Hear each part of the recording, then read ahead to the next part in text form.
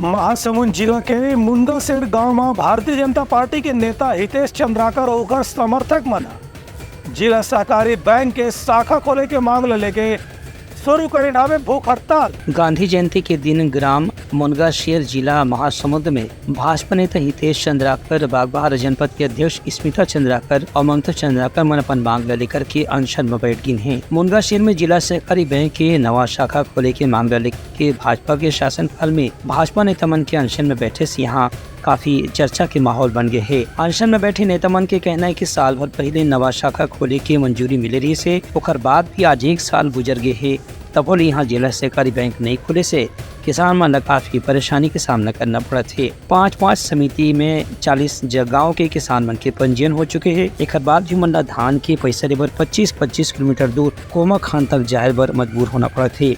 यही पाए कि उमन जिला सहकारी बैंक के शाखा खोले के मांग लेकर के अनशन करत है। जब तक के बैंक यहाँ नहीं खुली तब तक के अनशन जारी रही, ऐसे भाजपा नेता मन के कहना है। ब्यूरो रिपोर्ट, उटलंघा न्यूज।